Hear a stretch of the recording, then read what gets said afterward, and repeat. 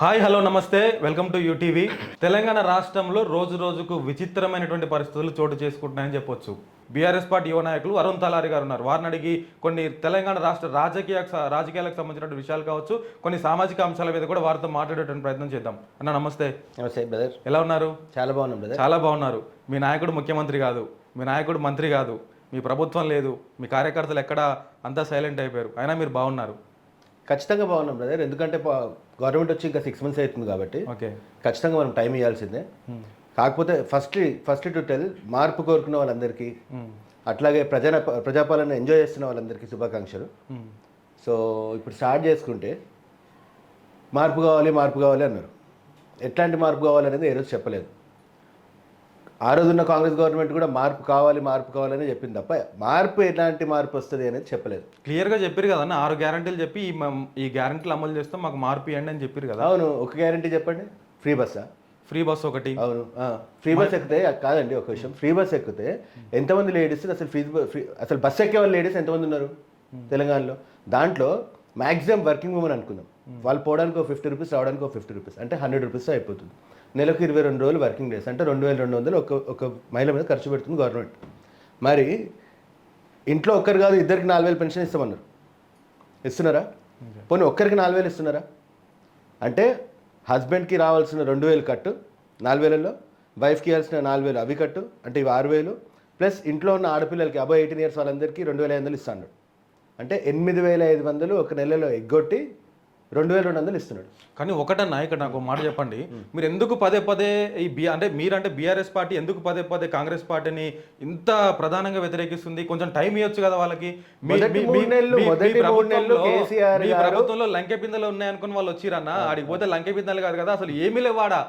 లంకె బిందెల్ని సరి చేసుకోవడానికి కొంత టైం పడుతుంది కదా వాళ్ళకి. మీరు ఎందుకు పదే పదే వాళ్ళని విమర్శిస్తున్నారు? విమర్శ కాదు, సూచన. మళ్ళీ చెప్తున్నది లేదు, మీరు సూచిస్తున్నారేమో. మీ పార్టీ వర్కింగ్ ప్రెసిడెంట్ విమర్శిస్తున్నాడు, మీ పార్టీ ఎమ్మెల్యేలు విమర్శిస్తున్నారు, మీ పార్టీ నాయకులు ప్రతిరోజు కళ్ళ ముందు రైతులు ఏడుస్తుంటే, పొలాలు ఎండిపోతుంటే విమర్శించకపోతే ఏం చేయమంటారు బ్రదర్ చెప్పు? ఒక రోజైనా ముఖ్యమంత్రి రివ్యూ చేసిరా? పోనీ ఒప్పుకుంటురా పంటలు ఎండిపోతున్నాయని గవర్నమెంట్ ఒప్పుకుంటుందా? ఉల్టా కేసులు బైండోవర్లు, అంటే కేసులు వేస్తే భయపడతాం అనుకుంటారా? మేమంటే సరే కేసులు వేసుకుంటాము, రైతుల మీద కేసులు వేస్తున్నారు కదా. ఇదా ప్రజాపాలన? ఇదేనా కోరుకుంది ప్రజలు? రేవంత్ రెడ్డి గారితో కలిసి నేను పని చేసినటువంటి అనుభవం నాకు ఉంది అన్న. ఖచ్చితంగా రేవంత్ రెడ్డి గారు వాస్తవానికి కూడా నాకు తెలియదు. రేవంత్ రెడ్డి గారితో మీరు ఎప్పుడు పని చేసినారు? అసలు ఆయన స్ట్రాటజీ ఎట్లా ఉంటుంది అప్పుడు? అంటే మీరు ఆయన ఒక మాట చెప్తే మేము ఆయన మాట ప్రకారం చేసినామని చెప్పేసి కూడా మీరు అన్నారు. రేవంత్ రెడ్డి గారి స్ట్రాటజీ కావచ్చు, ఆయన అనాలిసిస్ కానీ, రాష్ట్రం పట్ల ఆయనకు ఉన్నటువంటి ఇష్టం లేదా మక్కువ ఎట్లా ఉంటుంది? అప్పటి నుంచి కూడా ఎట్లా ఉండేది ఆయనతో? అంటే రేవంత్ రెడ్డి గారితో పనిచేసినాం అంటే రేవంత్ రెడ్డి గారితో ఇట్లా కూర్చొని కలవడం కాదు. ఆయన ఒక సూచన చేస్తే మేము పాటించేవాళ్ళము. కాగడాలు ర్యాలీలు చేసినాము, బైక్ ర్యాలీలు చేసినాము. ఆయన ఎప్పుడు పిలిపించిన, ఆయన వర్కింగ్ ప్రెసిడెంట్ ఉన్నప్పుడు ఆయన చాలా దగ్గరగా పనిచేసినాము. ఇప్పుడు టీడీపీలో ఓకే 2016-17 ఆ పీరియడ్ వరకు కూడా ఆయనతో పాటు పనిచేసినాము. అక్కడ సింపుల్గా ఏంటంటే రేవంత్ రెడ్డి గారు ఆయన dream is to become chief minister. చాలా సింపుల్. ఆయన టీడీపీలో ఉన్నా, ఆయన కాంగ్రెస్లో ఉన్నా, రేపొద్దున ఇంకో పార్టీకి పోయినా ఆయనకు సీఎం సీటు ఇంపార్టెంట్. ఆ సీఎం సీట్ ఆయన కష్టపడ్డాడు చాలా. He's such great warrior, I'm telling you. Congress party అసలు పడిపోతుంది అనే టైంలో ఆయన వచ్చి కాంగ్రెస్ పార్టీని కాపాడి గెలిపించి ఈ స్టేజ్ తెచ్చింది, నాకు డౌట్ లేదు. ఇంత కష్టపడి తెచ్చిన ఈ కాంగ్రెస్ గవర్నమెంట్ని మీరు ఎందుకు ఇంత విమర్శలు పాలవుతున్నారు? మీరు ఎందుకు సీరియస్ తీసుకోవట్లేదు విమర్శని? ఒక 100 సార్లు నేను ఒక 100 ఇంటర్వ్యూలో మీకు చూపిస్తాను. ఇదే రేవంత్ రెడ్డి గారు నేను మీకు సూచన చేస్తున్నా అంటున్నారు. మరి వాళ్ళు తెలంగాణ సమాజం మొత్తం మీకు సూచన చేస్తుంది, మీరు ఎందుకు తీసుకుంటలేరు సూచన? మీరు ఎందుకు తీసుకోలేకపోతున్నారు? ఎందుకు ఫెయిల్యూర్ అవుతుంది? ఫెయిల్యూర్ అంటే కేసు పెట్టండి, బైండ్ ఓవర్ చేయండి. ఇదా? ఇవన్నీ మాట్లాడినప్పుడు కాంగ్రెస్ పార్టీ కావచ్చు, కాంగ్రెస్ పార్టీ నాయకులు కానీ అంటున్నటువంటి మాట ఏంటి అని అంటే, మా దగ్గర డబ్బులు లేవు, గత ప్రభుత్వం చేసినటువంటి వైఫల్యాల వల్ల మా దగ్గర నిధి అనేది లేదు, అసలు డబ్బులు అనేవి లేవు. సో కాబట్టి మాకు కొంత టైం పడతా ఉంది, ఖచ్చితంగా మీకు వీటన్నిటి కూడా సరి చేసేటువంటి ప్రయత్నం చేస్తూ ఉన్నాము. తెలంగాణ సమాజానికి నేను ఒక ప్రశ్న అడుగుతున్నా, కంప్లీట్ సమాజానికి. ఒకవేళ December 4 కేసీఆర్ గారు గెలిచింటే మ్యాక్సిమం 1 వీక్లో అందరి అకౌంట్లో రైతు బంధు వచ్చేదా కాదా? మీరు చెప్పండి. ఎవరైనా నో అనగలుగుతారా? అప్పుడు ఎట్లా వచ్చేవి డబ్బులు? నేను అదే అడుగుతున్నా. అప్పుడు ఎట్లా వచ్చేవి, ఇప్పుడు ఎట్లా లేవు? డబ్బులు లేవు తెలియకుండా హామీలు ఇచ్చేసినాం అన్నారు, బాగుంది. ఇదే 2 టీవీ ఛానల్స్లో, మేజర్ తెలుగు న్యూస్ ఛానల్స్లో ఇప్పుడున్న ఫైనాన్స్ మినిస్టర్ బట్టి విక్రమార్క గారు కూర్చొని మాకు అన్ని విషయాలు తెలుసు, మేము అన్ని విషయాలు అంచనా వేసినాం అని బేస్ వాయిస్లో చెప్పి ఈ పదవిలో కూర్చున్నాడు కదా. మరి ఇప్పుడు డబ్బులు లేవని ఎట్లా అడుగుతారు మీరు? కేసీఆర్ ఉంటే ఒక్క రోజైనా డబ్బులు లేవనే మాట వచ్చేదా? ఎట్లుంటుండే పాలన? ఎంత సాఫీగా నడిచేది. బట్ వన్ థింగ్, మా పార్టీ ఓడిపోవడం కూడా చాలా మంచి జరిగింది. ఎందుకంటే మా పార్టీలో కూడా ఏమైపోయిందంటే ఎవడెవడో రావడం, వేరే పార్టీలో పని లేనివాడు దిక్కుమాలను కూడా మా పార్టీలో తెచ్చుకొని జాయిన్ చేసుకొని వాళ్ళంతా ఇప్పుడు పార్టీ వదిలేసిపోవడం. మా పార్టీ కూడా తెలిసి రావాలి, ఒకసారి చేసిన తప్పుని మళ్ళీ రిపీట్ చేయొద్దు అంటే ఇది మార్పు రావాలి. రెండో ఇంపార్టెంట్ విషయం ఏంటంటే పబ్లిక్లో కూడా ఇది తెలియాలి, ఏంటంటే టీఆర్ఎస్ గవర్నమెంట్ ఉన్నప్పుడు ఎట్లుండే, కాంగ్రెస్ గవర్నమెంట్ ఎట్లుండే, ఆ మార్పు అనేది వాళ్ళు తీసుకోవాలి. మేము ఓడిపోవడం కాదు. ఎందుకన్నా అంత వ్యతిరేకత ఎందుకు రావాల్సి వచ్చింది? ఒకవేళ వచ్చింది అనుకుందాము, డిసెంబర్ నుంచి ఇప్పుడు మొన్న జరిగినటువంటి ఎలక్షన్స్ వరకు కూడా ఆల్మోస్ట్ ఒక 3-4-5 మంత్స్ వరకు కూడా టైం ఉంది. మీ నాయకులు కూడా మళ్ళీ ప్రజల్లోకి వెళ్ళేసి, ఈవెన్ కేసీఆర్ గారు కూడా బస్సు యాత్ర పెట్టుకొని మళ్ళీ ప్రజల్లోకి వివరంగా చెప్పిండు, మార్పు తీసుకొద్దాము, వాళ్ళు మోసం చేసేటువంటి ప్రయత్నం చేస్తున్నారని చెప్పేసి కేసీఆర్ గారు కూడా చెప్పిండు. అయినా సరే ఎందుకు మీరు థర్డ్ ప్లేస్ అంటున్నారు? అంటే చాలా సింపుల్ బ్రదర్. ఇప్పుడు పబ్లిక్ కూడా ఒకటి ఆలోచిస్తుంది ఏంటంటే స్టేట్ గవర్నమెంట్లో ఉంది కాంగ్రెస్, అవును, సెంటర్లో ఉంది బీజేపీ. ఇప్పుడు మాకు 17 out of 17 సీట్లు ఇచ్చినా కూడా దాని ప్రభావం చాలా తక్కువ ఉంటుంది. ఎందుకంటే సెంటర్లో ఖచ్చితంగా వచ్చేది బీజేపీ గవర్నమెంట్, దాంట్లో డౌట్ లేదు. They are simply going to get 270+ MP seats సొంతంగా. సో అక్కడ బీజేపీ ఉన్నప్పుడు, స్టేట్లో కాంగ్రెస్ ఉన్నప్పుడు బీఆర్ఎస్ని గెలిపేయడం వల్ల ఉపయోగం లేదన్నది పబ్లిక్. మీ దగ్గర ఉన్న స్ట్రాటజీ ఏంటి 270 సీట్లు అనడానికి? బీజేపీగా వాళ్ళకి ఆపోజిషన్ ఎక్కడ ఉంది? ఓకే, ఉందా వాళ్ళకి ఆపోజిషన్? కాంగ్రెస్ లేదా? కాంగ్రెస్ ఒక పార్టీ మాత్రమే. కాంగ్రెస్లో లీడర్ పేరు చెప్పండి. వాళ్ళ ప్రైమ్ మినిస్టర్ క్యాండిడేట్ అనౌన్స్ చేసుకోలేని పరిస్థితిలో వాళ్ళు ఉన్నారు సెంటర్లో. సో వాళ్ళని ఎట్లా ఆపోజిషన్ అని మనం అంటాం? అఫీషియల్గా ఒక లోగోని రిలీజ్ చేశారు. దాంట్లో కింది వైపు అమరవీరుల స్తూపము, పై వైపు ఒక రాజముద్ర, 3 సింహాలతో కూడినటువంటి రాజముద్ర ఉంది. సో దాన్ని మీరు ఎట్లా చూస్తున్నారు బీఆర్ఎస్ పార్టీగా? ఫస్ట్ నేను బీఆర్ఎస్ పార్టీ కార్యకర్తకు ఒక ప్రశ్న అడుగుతా. ఇప్పుడు తెలంగాణ సమాజంలో ఉన్న ప్రాబ్లమ్స్లో ఇది అంత పెద్ద ప్రాబ్లమా, అంత సీరియస్గా టేకప్ చేసే ప్రాబ్లమా? లోగో మార్చుడు, టీఎస్ నుంచి టీజీ చేసుడు, ఇదా పబ్లిక్ కావాల్సింది? ఇదా లేకపోతే education, health, roads, infrastructure, companies, jobs, employment, notifications, ఇవా? దేని మీద మీరు ఫోకస్ పెడుతుంది? అంటే జస్ట్ అటెన్షన్ డైవర్షన్. దీని మీద ఒక రచ్చ కావాలి, జగడ కావాలి, ఒక నెల రోజులు టైంపాస్ కావాలి గవర్నమెంట్. ఎవరు నోటిఫికేషన్లు అడగొద్దు, ఎవరు కంపెనీలు ఇన్వెస్టర్ని అడగొద్దు, రైతులు ఏం అడగొద్దు, ఎడ్యుకేషన్ స్టూడెంట్స్ ఏం అడగొద్దు, ఫీజులు రియంబర్స్మెంట్ కట్టొద్దు, రైతు బంధు అడగొద్దు. ఇది ఓన్లీ డైవర్షన్ పాలిటిక్స్ అంటారు దీన్ని. ఎవరికి అవసరం అబ్బా? ఇప్పుడు ఇంత క్రైసిస్లో ఉంది రియల్ ఎస్టేట్, కొన్ని లక్షల మంది రోడ్ల మీద పడేస్తున్నారు, ఇన్వెస్టర్లు రోడ్ల మీద పడేస్తున్నారు. నువ్వు వాళ్ళ గ్రీవెన్సెస్ చూడకుండా ముద్ర మారుస్తా, నేను టీఎస్ నుంచి టీజీ చేస్తా, ఎవరికి ఉపయోగం? మరి కేసీఆర్ కూడా అంత పెద్ద కట్టిండు కదా అమరవీరుల స్థూపము. ఎప్పుడు కట్టిండు? ఎప్పుడో 8-9 సంవత్సరాలు ఆయన సీఎం అయిన తర్వాత కట్టిండు. అంటే అట్లుండాలి ప్రియారిటీ. ఫస్ట్ రైతు ఇంపార్టెంట్, తర్వాత స్టూడెంట్ ఇంపార్టెంట్, నోటిఫికేషన్లు, private investors, FDI foreign direct investment, employment, ఇవి చూడక నువ్వు లోగో మారుస్తా, నేను టీజీ చేస్తా, నేను ఎవడడుగుతున్నాను? మీకు ఎవడు అడిగింది చెప్పండి? ఎవడని అడిగిండా? ఇదే కేసీఆర్ కూడా చెప్పిండు, మీరు అడుగుకుంటే నేను ఇస్తున్నాను. ఏమి ఇచ్చిండు? ఇంటింటికి తాగని నీళ్ళు ఇచ్చిండు. అడిగినరా ఎవరైనా? ప్రతి ఊరికి 12,000 ఊర్లకు వాటర్ ట్యాంకులు కట్టించిండు. అడిగినరా ఎవరైనా? చెరువులు లోపించిండు. అడిగిండు ఎవరైనా? చెట్లు నాటించిండు. అడిగిండు ఎవరైనా? ఏ ఫారెస్టేషన్ క్రియేట్ చేసిన ఓన్లీ స్టేట్ ఇన్ ఇండియా కాదు, మొత్తం ఏషియాలో బ్రెజిల్ ఒక్కటే ఫస్ట్ ఏ ఫారెస్టేషన్ టచ్ చేస్తే 7% ఏ ఫారెస్టేషన్ టచ్ చేసింది కేసీఆర్ ప్రభుత్వం, టీఆర్ఎస్ పార్టీ. ఇది మేము చెప్పిన లెక్కలు కాదు, పార్లమెంట్లో సెంట్రల్ గవర్నమెంట్ ఇచ్చిన లెక్కలు. ఎంతమంది తెలుసు ఏ ఫారెస్టేషన్ అంటే? తెలుసా మీకు ఏ ఫారెస్టేషన్ అంటే ఏందో? జనరల్ డిఫారెస్టేషన్ అంటారు. డిఫారెస్టేషన్ అంటే అడవిని చెట్లను నరుక్కుంటూ పోవడం. ప్రతి స్టేట్లో జరిగేది డిఫారెస్టేషన్. కొత్తగా అడవిని పెంచి అడవి సంపదను సృష్టించింది కేసీఆర్, దాన్ని ఏ ఫారెస్టేషన్ అంటారు. ఇది కదా పబ్లిక్ అడిగేది, ఇది కదా మార్పు కావాల్సింది. గీ మార్పా? ఎప్పుడు గవర్నమెంట్ ఉంటుందో తెలియదు, ఎప్పుడు గవర్నమెంట్ పోతుందో తెలియదు, ఎవడే పార్టీలోకి పోతుందో తెలియదు. అసలు ఖచ్చితంగా మాట్లాడితే ఇక్కడ ఇంకా వచ్చే 24 నెలల్లో తెలంగాణలో రాబోయేది భాజపా ప్రభుత్వం. ఇంకా గట్టి మాట్లాడాలంటే పక్కన కర్ణాటక, రేపొద్దునాడు చంద్రబాబు నాయుడు కలిసి ఆడు కూడా బీజేపీ గవర్నమెంటే వస్తుంది. ఎట్లా వస్తుంది? అస్సాంలో ఎట్లా వచ్చింది? బీహార్లో ఎట్లా వచ్చింది? మహారాష్ట్రలో ఎట్లా వచ్చింది? ఇక్కడ కూడా అట్లే వస్తుంది. అంటే పార్టీ మారుతారంటున్నారా? చూడు బ్రదర్, ఒక విషయం చెప్తాను. తెలంగాణ మొన్న కొత్త గవర్నమెంట్ వచ్చినాక ఏం చెప్పారంటే మా ఎమ్మెల్యేలు గుంజుకుంటారని, మేము ఎమ్మెల్యేలు గుంజుకుంటున్నామని ఏదో స్ట్రాటజీ చెప్పారు. అవును, సరే మీకు తక్కువ సీట్లు వచ్చినాయి, రిస్క్ అనిపించచ్చు. ఈరోజు ఖచ్చితంగా చెప్పిన మాకు వచ్చింది 39 సీట్లు. మా టీఆర్ఎస్ పార్టీ ఒక ఎమ్మెల్యేని కూడా కొనే ఛాన్స్ లేదు, కొనాల్సిన అవసరం కూడా లేదు. అట్లాగే కొనాలి కొనకపోవడం అనేది నేను మాట్లాడట్లేదు. ఒకటే ఏం చెప్తున్నా అంటే బీజేపీకి అయితే జస్ట్ 52 సీట్స్, 52 మంది ఎమ్మెల్యేలు ఉంటే వాళ్ళు గవర్నమెంట్ ఫామ్ చేస్తారు. 52 మంది వాళ్ళంతలో వాళ్ళు పోవచ్చు కదా. ఖచ్చితంగా ఇక్కడ మాత్రము కాంగ్రెస్ గవర్నమెంట్ నడవదు. కాంగ్రెస్లో 3 గ్రూపులు తయారైనాయి. ఒకటి రేవంత్ రెడ్డి కాంగ్రెస్, ఒకటి ఒరిజినల్ కాంగ్రెస్, ఒకటి యాంటీ రేవంత్ రెడ్డి కాంగ్రెస్. ఓకే, 3 వర్గాల్లో ఎవడెప్పుడు పోయి ఏడు జాయిన్ అవుతాడో ఎవరికి తెలియదు.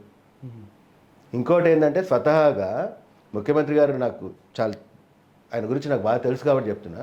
ముఖ్యమంత్రి గారు ముఖ్యమంత్రి అయిన తర్వాత ఆయన ఫేస్ వాల్యూ తగ్గిపోయింది. అంతకుముందు ఆయనకున్న క్రేజ్ ఇప్పుడు మార్కెట్లో లేదు.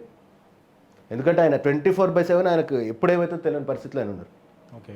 లేకపోతే నిజంగా రేవంత్ రెడ్డి గారు ఇదే టీడీపీలో సీఎం అయి ఉంటే ఫర్ ఎగ్జాంపుల్ అసలు ఆయన ఇట్లా బిహేవ్ చేసేవాడు కాదు. ఆయన స్పీడ్ వేరు ఉండేది, ఆయన యాటిట్యూడ్ వేరు ఉండేది. ఇక 24/7 ఆయన ఇన్సెక్యూరిటీలో ఉన్నాడు కదా. ఆయన పాలన మీద ఫోకస్ ఎప్పుడు చేసేది, పబ్లిక్ గ్రీవెన్సెస్ ఎప్పుడు తీసుకునేది. ఎక్స్పెక్ట్ చేస్తున్న తెలంగాణ సమాజం తప్పదు కానీ ఆయనదేం తప్పలేదు అనిపిస్తుంది. కానీ బీఆర్ఎస్ పార్టీ వాళ్ళు అంటున్నారు 24 నెలల్లో బీజేపీ ప్రభుత్వం రాబోతుంది తెలంగాణ రాష్ట్రంలో. బీఆర్ఎస్ పార్టీ వాళ్ళు కాదు, బీఆర్ఎస్ అభిమానిగా నేను చెప్తున్నాను. బీఆర్ఎస్ అభిమానులు చెప్తున్నారు. కానీ ఫస్ట్ మీ బీఆర్ఎస్ ఎమ్మెల్యేలను కాపాడుకోండి, కాంగ్రెస్లోకి పోకుండా. పోతే ఇంకా మంచిది బ్రదర్. అట్లీస్ట్ మా పార్టీకి అప్పటికైనా కొంచెం తెలివి వస్తుంది. అంటే ఎవరిని తీసుకోవాలి, ఎవరిని తీసుకోవద్దు. మా పార్టీ చేసిన అతిపెద్ద తప్పేంది తెలుసా? కేసీఆర్ గారు చేసిన పెద్ద తప్పేందంటే 24/7 వాళ్ళ ఫోకస్ గవర్నెన్స్, పబ్లిక్ గ్రీవెన్సెస్ మీద ఉండేది తప్ప పార్టీని ఎట్లా డెవలప్ చేయాలనే ఆలోచన వాళ్ళు పోలేదు. లేకపోతే వాళ్ళు సొంతంగా నాయకత్వం తయారు చేయడానికి పెద్ద విషయం కాదు, సొంతంగా చేసుకోగలుగుతుండే. కానీ దీని మీద టైం ఎందుకు వేస్ట్ చేయాలి, ప్రజల సమస్యల మీద టైం స్పెండ్ చేయాలని చెప్పి వాళ్ళు దాని మీద ఫోకస్ చేసేది తప్ప పార్టీ నిర్మాణం పైన వాళ్ళు ఫోకస్ చేయలేదు. అందుకనే 9 మంది కాంగ్రెస్ ఎమ్మెల్యేలను తీసుకున్నారా? వాళ్ళు వచ్చినారు అనుకోవచ్చుగా, వీళ్ళు పోతున్నారు అనుకోవచ్చు కదా. మేము అదే చెప్తున్నాం, విమర్శిస్తున్నారు. మేము అదే చెప్తున్నాం కదా. పోయే వాళ్ళని విమర్శిస్తున్నారు కదా బ్రదర్. ఖచ్చితంగా విమర్శిస్తాం. నువ్వు రిజైన్ చేసిపోవచ్చు కదా. నువ్వు నిజంగా అంత గొప్ప లీడర్వే అయితే నువ్వు రిజైన్ చేసిపోవచ్చు కదా. ఓకే. నువ్వు రిజైన్ చేసి ఎందుకు పోతలేవు? రేపు పొద్దునోడు ఇంకా పోతాడు బ్రదర్. పోరు అంటే అట్లేముండదు, పట్టుకొని ఆపే పరిస్థితి ఏముండదు. పోవాలనుకున్నాడు పోతాడు. ఒక్కటి మాత్రం గుర్తుపెట్టుకోండి, 2024 తర్వాత 29 వరకు ఎంతమంది అయితే బీఆర్ఎస్ గవర్నమెంట్ వదిలి వేరే పార్టీలో పోతారో వాళ్ళు రాజకీయ సన్యాసం తీసుకున్నట్టే రాసి పెట్టుకోండి. ఓకే. వాళ్ళు గెలుపు కాదు కదా, వాళ్ళకి టికెట్లు కూడా ఇయ్యరు వేరే పార్టీ. వార్నింగ్ అనుకోవచ్చు ఇది వాళ్ళు. 110% రాసి పెట్టుకోండి. 110% రాసి పెట్టుకోండి. ఎవరైతే బీఆర్ఎస్ పార్టీని వదిలిపెట్టి వేరే పార్టీలోకి పోతున్నారో వాళ్ళు రాజకీయ సన్యాసం తీసుకోవడంతో సమానం. ఫ్యూచర్లో వాళ్ళకి టికెట్లు కూడా తక్కువ, గెలిపైతే చాలా దూరం. వాళ్ళు కాదు వాళ్ళ కుటుంబ సభ్యులను కూడా గెలవనేమో. మీరు రాసి పెట్టుకోండి, ఓపెన్ సవాల్. ఓకే. అంటే ఏం చెప్పదలుచుకున్నారు బ్రదర్? బీఆర్ఎస్ పార్టీ రేపు తెలంగాణ సమాజానికి ఏం సందేశం ఇవ్వబోతామంది రాబోయే రోజుల్లో? బీఆర్ఎస్ పార్టీ తెలంగాణ సమాజానికి ఏం సందేశం ఇస్తుంది అంటే, భయపడకండి, అధైర్యపడకండి. బీఆర్ఎస్ పార్టీ కార్యకర్తలు కాదు, తెలంగాణ సమాజానికి చెప్తున్నాం. ఖచ్చితంగా మళ్ళీ బిజినెస్లు డెవలప్ అవుతాయి, ఇన్వెస్టర్లు వస్తారు, ఎఫ్డిఐలు పెడతారు, కంపెనీలు వస్తాయి, జాబులు వస్తాయి. 6 నెలలు చూసినాము, ఇంకా కొంచెం ఉంది, టైం ఉంది కదా, వాళ్ళు కూడా టైం ఇద్దాం. కాకపోతే మీరు మరీ ఇంత ఫెయిల్యూర్ అవుతారని ఎవరు ఎక్స్పెక్ట్ చేయరు. ఎందుకంటే ఒక రేంజ్లో పోతున్నాం మనం. ఆల్రెడీ కర్ణాటకని, బెంగళూరుని బీట్ చేసి మనం నెక్స్ట్ లెవెల్కి పోయేటప్పటికి సడన్గా చూసే వరకు ఒక కంపెనీ వస్తలేదు కొత్తగా. ఇప్పుడు ఏందో, ఇప్పుడు నిన్న మొన్న కేటీఆర్ గారు చెప్తున్నారు టెక్ మహీంద్రా వెళ్ళిపోతుంది వరంగల్ నుంచి అంటారు, వేరే కంపెనీస్ వెళ్ళిపోతాయి అంటారు. అరే మీరు కంపెనీలు లేకపోయినా సరే బాబు, మీరు కొత్తగా ఉన్న కంపెనీలు ఎందుకు పంపిస్తున్నారు? అది అర్థమవుతలేదు. మీరు కొత్త కంపెనీలు తెచ్చి అంత గొప్పగా కేటీఆర్ లాగా చేయాల్సిన అవసరం లేదు. ఉన్న కంపెనీలు సస్టైన్ చేస్తే చాలు, ఎట్లా అట్లా బతికేస్తాం. మీరు ఉన్న కంపెనీలు బయటకు పోకుండా ఆపలేకపోతే మిమ్మల్ని ఎట్లా విమర్శించొద్దు నాకు చెప్పండి. మరి దీని సూచన అంటారా విమర్శ అంటారో నాకు తెలియదు. ఉన్న కంపెనీ అయినా కాపాడండి. మీరు అంతకంటే ఎక్కువైతే చేయలేరు, మీ నుంచి ఎక్స్పెక్ట్ చేయట్లేదు. అంటే వీళ్ళు చాలా తెలివిగా ఏం చేస్తున్నారంటే ఫస్టే మ్యాక్సిమం ఎంత నెగిటివ్ చేయాలో అంత నెగిటివ్ చేసి చూపిస్తున్నారు. తర్వాత కొంచెం బెటర్ చేస్తే బాగుంది అనుకోవాలి పబ్లిక్ అనేది వీళ్ళు ఒక స్ట్రాటజీ. ఓకే. ఇప్పుడు కేటీఆర్ చేసింది ఏంటంటే డే 1 నుంచి గ్రాడ్యువల్ గ్రోత్ చేసుకుంటూ పోయారు, ఎక్కడ తగ్గలే వాళ్ళు.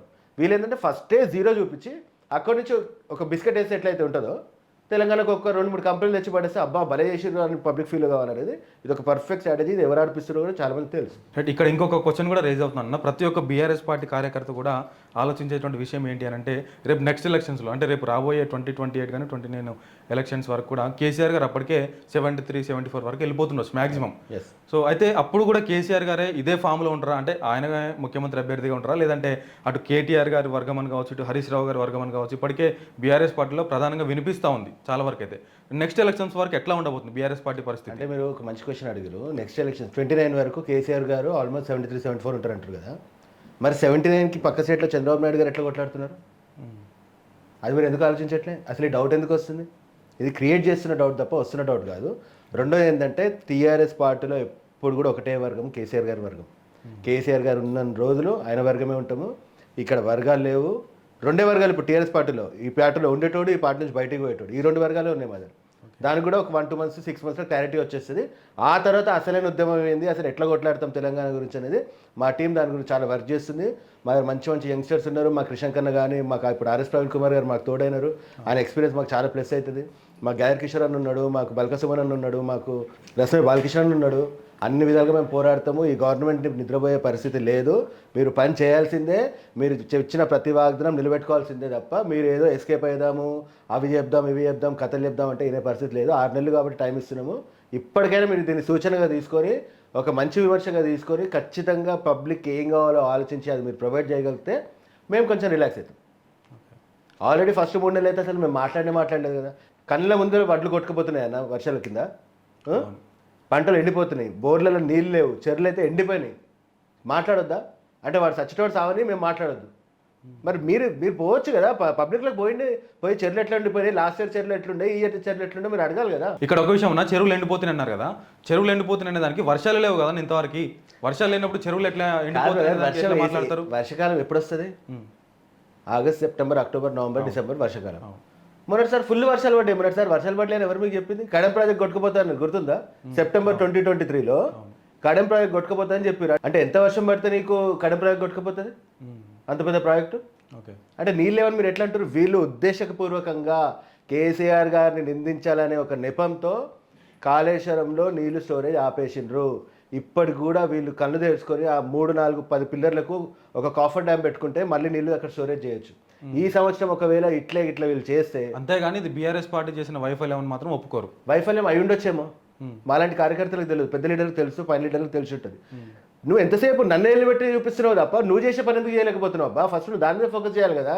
నీకు ప్రజలు ముఖ్యమా, కేసీఆర్ తిట్టడం ముఖ్యమా? నువ్వు ఆ పని చేసి నువ్వు కేసీఆర్ తిట్టు, పర్వాలేదు, పడతాం. కానీ నువ్వు రైతులు ఎండబెట్టి నువ్వు ఎంతసేపు కేసీఆర్ అసలు ఫస్ట్ ఆఫ్ ఆల్ ఇక్కడ ఏంటంటే కాంగ్రెస్ పార్టీ ముఖ్య నాయకులకు ఇప్పటికీ వాళ్ళు మంత్రి పదవిలో మేము తీసుకున్నాము, ఎమ్మెల్యేలు మేము అయినాము అనేది వాళ్ళకి ఆ సాటిస్ఫాక్షన్ లేదు. ఎందుకు లేదనుకుంటున్నారు?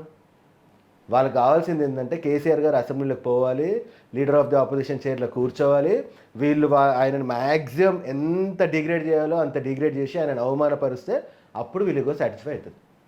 అప్పటి వరకు వీళ్ళు ముఖ్యమంత్రి అనుకుంటలేరు, వీళ్ళు మంత్రులు అనుకుంటలేరు, వీళ్ళు ఎమ్మెల్యేలు అనుకుంటలేరు. అది వాళ్ళకి కావాల్సింది. ఎందుకు మరి కేసీఆర్ గారు అసెంబ్లీకి పోలేకపోతున్నారు? మనం చెప్పిండు కదా, మొన్నంటే హెల్త్ బాగాలేదు కాబట్టి రాలేదు, ఈసారి వస్తాయి కదా చూపిస్తే ఒక్కొక్కరు. కానీ మీరు అసలు కేసు ఒక్కటి గుర్తుపెట్టుకోండి, తమిళనాడులో కరుణానిధి గారు ఎన్ని సంవత్సరాలు అయితే ముఖ్యమంత్రి ఉన్నారో అన్ని సంవత్సరాలు జయలలిత గారు అసెంబ్లీకి పోలేదు తెలుసా? ఓకే. ఎన్ని సంవత్సరాలు అయితే జయలలిత గారు ముఖ్యమంత్రిగా ఉన్నారో కరుణానిధి గారు అసెంబ్లీకి పోలేదు తెలుసా మీకు? పక్క రాష్ట్రంలో చంద్రబాబు నాయుడు గారు ఎప్పుడో బంద్ చేసిండు అసెంబ్లీకి పోవడం. బట్ ఇక్కడ కేసీఆర్ గారు ఎంత డేరే చెప్తున్నాడు, నేను వస్తున్నా, రెడీగా ఉండండి చూసుకుంటా అని చెప్పిండు. అది కేసీఆర్ కమిట్మెంట్. కేసీఆర్కి పర్టికులర్గా తెలంగాణ మీద ఉన్న కమిట్మెంట్ అది. అఫ్కోర్స్ పార్టీ ఓడిపోయింది, నో డౌట్, పార్టీ ఓడిపోయింది తప్ప కేసీఆర్ ఓడిపోలేదు. ఇక్కడ మీరు గుర్తుపెట్టుకోండి, పార్టీ ఓడిపోవడానికి రీజను మా లీడర్స్ పార్టీ మీద ఫోకస్ చేయకుండా ప్రజాపాలన మీద ఫోకస్ చేశారు. వీళ్ళు పార్టీ మీద ఫోకస్ ఎక్కువ పెట్టి ప్రజాపాలన మీద ఫోకస్ ఎక్కువ చేశారు. కానీ ఇక్కడ మీరు ఇంకో మాట అన్నారన్న ఇందాక, రేవంత్ రెడ్డి గారు కేవలం మ్యాటర్ని డైవర్ట్ చేయడం కోసం మాత్రమే ఈ టీఎస్ను టీజీగా మార్చడం కావచ్చు, కానీ ఈ లోగోని మార్చడము ఇదంతా కూడా తీసుకొస్తున్నారని చెప్పారు. కానీ నేనేమంటా అంటే బీఆర్ఎస్ పార్టీ కూడా మ్యాటర్ని డైవర్ట్ చేయడం కోసమే ఇవన్నీ కూడా ఎత్తుకుంటా ఉంది గవర్నమెంట్ మీద. ఏంటి అని అంటే కవిత గారి యొక్క లిక్కర్ స్కామ్ ఒకటి, లిక్కర్ స్కామ్లో ఆమె అరెస్ట్ అయింది అంటే అడ్డంగా దొరికిందని కొంతమంది అంటున్నారు. లేదు ఈమె ఖచ్చితంగా లిక్కర్ స్కామ్లో ఈమె దందా చేసిందని చెప్పేసి ఈవెన్ ఈడీ కూడా కొన్ని సమన్లు కూడా అందించినటువంటి విషయం మనకు తెలిసింది. ఈవెన్ ఆమె ఈ రోజు కూడా జైల్లోనే ఉన్నారు, తిహార్ జైల్లో. సో ఆ విషయాన్ని డైవర్ట్ చేయడం కోసమైనా మీరు రేవంత్ రెడ్డి గారిని టార్గెట్ చేసేదంటే ఏమంటారు? చాలా సింపుల్ విషయం బ్రదర్. కవిత గారు తప్పు చేస్తే ఆమె జైలుకి పోతుంది. ఆమె మా పార్టీలో అందరి కార్యకర్తలట్లో ఆమె కూడా అంతే. She's not so special. KCR గారు కూతురు అయి ఉండొచ్చు, అది వాళ్ళ ఫ్యామిలీ. బట్ ఆమె మాకు మినిస్ట్రీలో పోర్ట్ఫోలియో లేదు. ఏ రోజు she's just an MLC. Party వేరు, ఇండివిజువల్ ఫ్యామిలీ వేరు. రెండో విషయం, ఆల్రెడీ 1,00,000 కోట్లు తిన్నాం కదా మేము మా పార్టీ కాళేశ్వరంలో. 50 కోట్లకు మేము స్కామ్ చేస్తామా? మీరు అనుకుంటున్నారు అట్లా? 1,00,000 కోట్లు ఎక్కడ దాచిపెట్టుకోవాలో తెలియని పార్టీ మాది. మరి మేము 50 కోట్ల స్కామ్ చేసినామని మీరు ఎట్లా నమ్ముతున్నారు? కానీ ఇక్కడ ఇంకొక మాట ఏమి వినపడుతుందంట, రేపు ఎంపీ ఎలక్షన్స్ రిజల్ట్ వచ్చిన తర్వాత రేపు ఏదైతే బీఆర్ఎస్ పార్టీ గెలిచినటువంటి ఒక ఎంపీ కావచ్చు, 2 ఎంపీలు కావచ్చు, సరే ఎన్ని గెలిచినా కూడా ఈ ఎంపీల మద్దతు బీజేపీ పార్టీకి ఇస్తే రేపు కవిత గారు విడుదల కాబోతుంది, అప్పటి వరకు విడుదల కాదు అనే వాళ్ళకి మీకు సమాధానం? గట్టిగా మాట్లాడితే మాకు ఒక ఎంపీ కూడా రాదని చెప్తుంది. టీఆర్ఎస్ పార్టీకి ఒక ఎంపీ కూడా రాదు. రేపు అప్పుడు కవిత గారి పరిస్థితి ఏంది మరి? బ్రదర్, కవిత గారిని అరెస్ట్ చేయాలనుకుంటే మొన్న జనరల్ ఎలక్షన్స్ కంటే ముందే అరెస్ట్ చేయొచ్చు కదా. ఆ కేసు ఆల్మోస్ట్ 1.5 years నుంచి నడుస్తుంది. అప్పుడు ఎందుకు చేయలేదు, ఇప్పుడు ఎందుకు చేశారు? అసలు ఎవరెవరితో సిండికేట్ అయినరు? అసలు ఈ రోజు కాంగ్రెస్ పార్టీ కావాలని ఓడిపోతున్న సీట్లు ఏవో తెలుసా? ఎంపీ సీట్లు చెప్పండి. చేవెళ్ళాలో వాళ్ళు కావాలని ఓడిపోతున్నారు. కాంగ్రెస్ పార్టీ చేవెళ్ళాలో కావాలని ఓడిపోతుంది. కాంగ్రెస్ పార్టీ సికింద్రాబాద్లో కావాలని ఓడిపోతుంది. కాంగ్రెస్ పార్టీ నిజామాబాద్లో కావాలని ఓడిపోతుంది, కాంగ్రెస్ పార్టీ కరీంనగర్లో కావాలని ఓడిపోతుంది, కాంగ్రెస్ పార్టీ వరంగల్లో కావాలని ఓడిపోతుంది. పెద్ద కాంట్రవర్సీ అవుతుంది మీరు చెప్పేది. కాంట్రవర్సీ ఎందుకు అవుతుంది బ్రదర్? కావాలని ఓడిపోయే వాళ్ళకి సీట్లు ఇచ్చారు వాళ్ళు. మీకు అర్థమవుతలేదా? కొండ విశ్వేశ్వరరెడ్డి గారు గెలిపించుకోవాలి, ఇక్కడ కిషన్ రెడ్డి గారిని గెలిపించుకోవాలి, అక్కడ అరవింద్ గారిని గెలిపించాలి, అక్కడ సంజయ్ గారిని గెలిపించాలి, అక్కడ ఆరూర్ రమేష్ గారిని గెలిపించాలి. కావాలని ఈ టికెట్లు వీళ్ళు వదులుకున్నారు. కాంగ్రెస్ పార్టీ సొంతంగా 5 సీట్లు బీజేపీకి ఇచ్చిందండి కొట్లాడమని. అక్కడ వీళ్ళు క్యాండిడేట్లు డమ్మి క్యాండిడేట్ పెట్టారు. మీకు కొండ విశ్వేశ్వరరెడ్డి గారు 100% గన్ షాట్ గెలుస్తారు, ఎందుకంటే కాంగ్రెస్ సపోర్ట్ చేస్తుంది. అక్కడ మల్కాజ్గిరిలో ఈటల రాజేందర్ గారు 100% గెలుస్తున్నారు, కరీంనగర్లో బండి సంజయ్ గారు గెలుస్తున్నారు, నిజామాబాద్లో అరవింద్ గారు గెలుస్తున్నారు, సికింద్రాబాద్లో కిషన్ రెడ్డి గారు గెలుస్తున్నారు. రైట్, ఫైనల్గా ఒకటి చెప్పండి అన్న, అసలు ఏం చెప్పదలుచుకుంది బీఆర్ఎస్ పార్టీ తెలంగాణ సమాజానికి? ఏం చెప్పదలుచుకుంది? ముఖ్యంగా అరుణ్ తలారి గారు ఏం చెప్పదలుచుకున్నారు బీఆర్ఎస్ పార్టీ యువతకు కావచ్చు, బీఆర్ఎస్ పార్టీ నాయకులకు, కార్యకర్తలకు? బీఆర్ఎస్ పార్టీ యువతకు కార్యకర్తలకు నేను చెప్పదలుచుకుంది ఏంటంటే, మీరు ఏం అధైర్యపడొద్దు. రాబోయేది మన ప్రభుత్వము, అది మీకు తెలుసు, మనకు తెలుసు, కాంగ్రెస్ వాళ్ళకు తెలుసు, బీజేపీ వాళ్ళకు కూడా తెలుసు. ఓకే, సో వాళ్ళు ఏదో మభ్యపెట్టి మాయ చేసి ఏం చేసినా కూడా మీరు స్ట్రాంగ్ ఉండాలి. మన లీడరు మనకు అసెట్. వేరే పార్టీలకు లీడర్ ఉండా అంటే వాళ్ళకి లీడర్ లేడు, ఏ రోజు ఏ లీడర్ మారుతాడో తెలియదు. కానీ మనకు ఒకటే లీడరు, ఆ లీడర్ కొట్లాడి తెలంగాణ తెచ్చిన లీడర్. మీరు మళ్ళీ గుర్తుపెట్టుకోండి, ముఖ్యమంత్రి పదవి కంటే పెద్ద పదవి మన పార్టీ ప్రెసిడెంట్ పదవి. అది కేసీఆర్ గారు. కేసీఆర్ గారు ఉన్న రోజులు ఈ పార్టీకి ఏం కాదు. రెండో ఇంపార్టెంట్ విషయం చెప్తా, ఈరోజు మళ్ళీ చెప్తున్నా, ఈ రాష్ట్రంలో భారతీయ జనతా పార్టీకి తర్వాత లీడర్ ఎవరో తెలియదు, ఈ రాష్ట్రంలో కాంగ్రెస్ పార్టీకి తర్వాత లీడర్ ఎవరో తెలియదు, పక్క రాష్ట్రంలో చంద్రబాబు నాయుడు గారి పార్టీకి తర్వాత లీడర్ ఎవరో తెలియదు. కానీ మన పార్టీకి ఖచ్చితమైన అద్భుతమైన ఎక్స్ట్రాడినరీ లీడర్షిప్ ఉంది. సో మీరు ఇవన్నీ గుర్తుపెట్టుకొని ఖచ్చితంగా మనం కొట్లాడాలి. ప్రతి ఊర్లో, ప్రతి గ్రామంలో, ప్రతి ఇంటింటికి మీరు వెళ్ళండి. రాబోయే జనరల్ బాడీ ఎలక్షన్స్లో మనం ప్రపంచం చూపిస్తున్నాము, ఇది మీరు రాసి పెట్టుకోండి. థ్యాంక్ యూ సో మచ్ అన్న, చాలా విషయాలు మనం డిస్కస్ చేసాము. సో మళ్ళొకసారి నేను మీతో మాట్లాడేటువంటి ప్రయత్నం చేస్తాను. తప్పకుండా. సో ఇది అరుణ్ తలారి గారు మనతో చెప్తున్నటువంటి పరిస్థితి. దాదాపుగా బీఆర్ఎస్ పార్టీకి ఎక్కడ డోకా లేదు. ఖచ్చితంగా మనకు అసెట్ ఎవరు అంటే కేసీఆర్ గారు మాత్రమే. ఖచ్చితంగా రాబోయే రోజుల్లో కేసీఆర్ గారి నాయకత్వంలో రేపు స్థానిక సంస్థల ఎన్నికల్లో కావచ్చు, అదేవిధంగా గ్రామాల్లో జరిగేటువంటి సర్పంచ్ ఎలక్షన్లో కావచ్చు, ఎంపీటీసీ, జడ్పీటీసీ, వీటన్నిటిలో కూడా రేపు బీఆర్ఎస్ పార్టీ క్లీన్ స్వీప్ చేయబోతుందని చెప్పేసి కూడా వారు ధీమా వ్యక్తం చేస్తూ ఉన్నారు. సో మరికొద్ది రోజుల్లోనే, అంటే వారు చేసినటువంటి హాట్ కామెంట్ ఏంటి అని అంటే, ఇంకొక 2 సంవత్సరాల్లో ఖచ్చితంగా తెలంగాణ రాష్ట్రంలో బీజేపీ గవర్నమెంట్ ఏర్పడబోతుందని చెప్పి చెప్తా ఉన్నారు. సో దీనికి సంబంధించి మరికొన్ని విషయాలతో నేను మీ ముందుకు వచ్చేటువంటి ప్రయత్నం చేస్తాను. అంతవరకు చూస్తూనే ఉండండి యూటీవీ. సో చూశారు కదా, ఇలాంటి మరిన్ని వీడియోస్ కోసం యూటీవీని లైక్ చేయండి, షేర్ చేయండి, సబ్స్క్రైబ్ చేయండి.